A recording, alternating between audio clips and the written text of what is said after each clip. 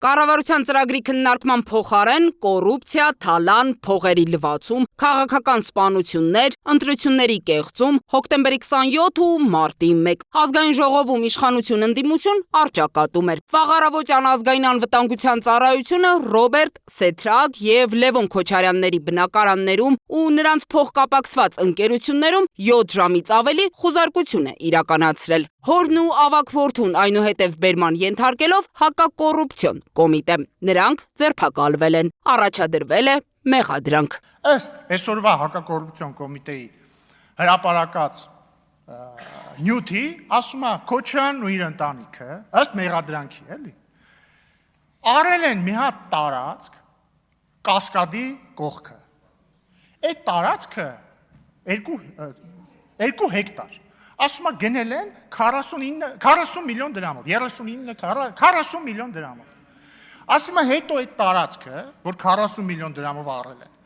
փոխանակել են էլի 2 հեկտար չափսով պետական տարածքի հետ, որը վաճառել են ուշադրություն 1 միլիարդ 740 միլիոն դրամով, այսինքն 1 միլիարդ 700 միլիոն դրամ օգուտ են ունեցել։ Ընդդիմության այն թեզը, թե սա վրեժխնդրություն է երկրորդ նախագահի ընտանիքի նկատմամբ, իշխանությունը հաստատում է։ Այո, սա վրեժխնդրություն է, սիրելի բարեկամներ։ Արդարադատությունը ժողովրդի վրեժխնդրությունն է, ձեր նմաններից։ Եվ մենք վրեժխնդիր ենք լինելու Ռոբերտ Քոչարյանին, այլ ենթադրյալ կոռուպցիոներների, բոլորին հատ վրեժխնդիր ենք լինելու։ Հայաստան խմբակցությունից Արթուր Խաչատրյանը կարծում է, թե այս ձերբակալությունները հետևանքն են Նիկոլ Փաշինյան, Լևոն Քոչարյան այն կոշտ բանավեճի, որը տեղի ունեցավ օգոստոսի 24-ին կառավարության ծրագրի քննարկման ժամանակ։ Երեք այս ամբիոնից Նիկոլ Փաշինյանը սպառնաց ընդդիմադիր քաղաքական գործիչներին, սպառնաց բանտարկել, ունեզրկել, անթաքույց հրահանգներ տվեց դատական համակարգին, մոտարապես սենց ինչ ուզում եք արեք, բայց այդ մարդիկ պետքա նստեն, պետքա փակեք, թե չէ ձեռիցս չեք պրծնի։ Դա արվում էր խիստ անթաքույց, հրահանգներ իրավապահ համակարգին։ Արթուր Խաչատրյանի խմբակցության ղեկավար Աննա Գրիգորյանը եւս այն համոզմունքին է, թե տեղի ունեցածը պատահականություն չէ։ Ուշագրավ է սակայն, որ Հայաստանի քաղաքական թիվ 1 ամբիոնից երբևէ նման դրամատիկ նախադասություն չէր հնչել եւ ոչ մի առերևույթ հանցագործության դեպքում։ Այո, սիրելի հայրենակիցներ, մինչ մենք խոսում ենք, ձերբակալվել է Հայաստանի Հանրապետության երկրորդ նախագահան, նրա որդին Եվ նաև հիմա գործողություններ են, քննչական գործողություն, ինչից այդպես զարմացաք։ Ես փաստի արձանագրում եմ անում, ինչն էր այդքան հուզական այդքանի մեջ։ Մի հուզվեք։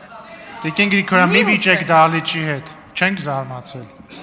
Ռոբերտ Քոչարյանի առաջնորդած Հայաստան խմբակցության ղեկավարը նրան հաղթած նախագահ կոչեց։ Ես չգիտեմ ով է հաղթած, բայց միանշանակ է մարդը, որը հողատարածքը 40 միլիոն դրամով առնում է, հետո փոխանակում է այլ հողատարածքի հետ, հետո 1 միլիարդ 740 միլիոնով վաճառում է, կամ հաղթած է, կամ կոռուպցիոներ սրիկա է։ Տիկին Գրիգորյան, Վագն Ալեքսանյան։ մի հեռացեք, սա էլ հոյմ քայլի ցուցակը չի, որ պատգամավոր դառնաք, հետո հեռանաք Քոչարյանի մոտ։ Ինչևէ, Տիկին Գրիգորյանը ասում է, ամբողջ Հայաստան դաշինքը իդեպ լքեց դահլիճը, ինչև սպասել էր, պարոն Մանուկյան, գոնե դուք մնայիք։ Ասում է, Ռոբերտ Քոչարյանը կարող էր չգալ Հայաստան,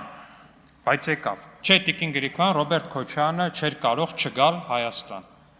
Ավելին ասեմ, Ռոբերտ Քոչարյանը, երբ որ արդեն եկել էր Հայաստան, արդեն մտել էր քաղաքական պրոցեսների մեջ, իրավական պրոցեսների մեջ, խնդրում էր, որ իրան թողեն, որ ինքը գնար, ասում էր, պրաշու, ձեր աշխատանքային լեզվով ասած, պրաշու обеспечить мой плавный выход из этой ситуации։ Այնտեղ պատասխանը չկա այդ հայտնի ձայնագրության մեջ, բայց ինչ որ մի բան, տենց ինչ որ մի վերին ձայն ինձ հուշում է, որտեղ պատասխանը եղել է նետ։ Հաջորդ ամբիոնին մոտեցավ նաև քաղաքացիական պայմանագիր խմբակցության падգամավոր Հասմիկ Հակոբյանը։ Ընդդիմությունից հետաքրքրվելու, հո դուք մազոխիստ չեք, այսինչ լալահառաջ ելույթներ են։ Ռոբերտ Քոչարյանը 10 տարի նախագահել է Հայաստանը։ Այդ ոնց եղավ, որ հոկտեմբերի 27-ից առաջ իր կարգավիճակից բողոքող Ռոբերտ Քոչարյանը, որ ինքը ասում էր, չէ, որ թագուհու կարգավիճակն է իրեն մնացել, հոկտեմբերի 27-ից հետո դառնում է միակ տղամարդը, որովհետև գլխատվում են մնացած դերակատարները։ Եվ դրանից հետո ունենում է իհարկե մեծ լիազորություններ։ Հենց դրանից հետո Ռոբերտ Քոչարյանի ընտանիքին են փոխանցվում շատ կարևոր նշանակություն ունեցող գույքեր, տնտեսական եւ այլ նշանակություն ունեցող կարևոր շինություններ, հողատարածքներ եւ այլն։ Որովհետեւ թագուհու կարգավիճակում, իսկ այդպես ասում են այն պաշտոններին, որոնք այդքան էլ լիազորություն չունեն, հա,